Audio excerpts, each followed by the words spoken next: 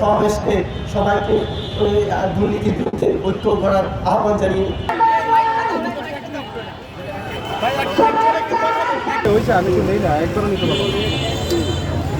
সংগঠিত করেছিলাম এবং আমি সর্বদলীয় ফেসিবাদ বিরোধী ছাত্রলীগের অন্যতম সমন্বয়ক ছিলাম। আজকে আমি এখানে উপস্থিত হয়েছি।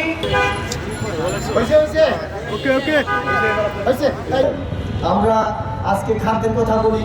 আজকে আমি একটু প্রতিবেদন দেখছিলাম 50 টাকা দামে কেনা পেঁয়াজ। আগামী দিনে এই দুর্নীতি বিরোধী আন্দোলনকে আরো সংগঠিত করে ধারাবাহিক কর্মসূচি প্রদান করা হবে।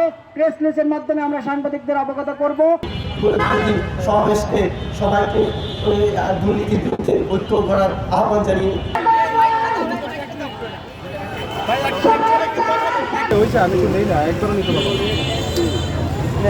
আসিফ মাহমুদ সচিব পূর্বেই বলেছে যে জাতীয় নির্বাচন করতে গেলে একজন প্রার্থী 15 থেকে 20 কোটি টাকা প্রয়োজন।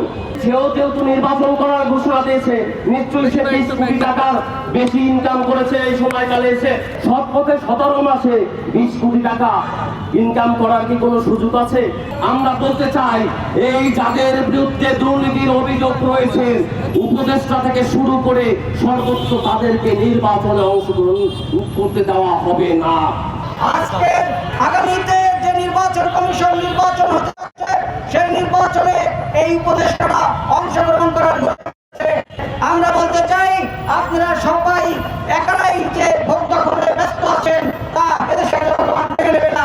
আমরা অনতিবিলম্বে নূতন উপদেষ্টা নিয়োগের আহ্বান জানাই এবং এই দুর্নীতিবাজ প্রশাসন দুর্নীতিবাজ উপদেষ্টাদের বিরুদ্ধে পুঙ্খানু তথ্য জনগণের সামনে হাজির করার আহ্বান জানাই।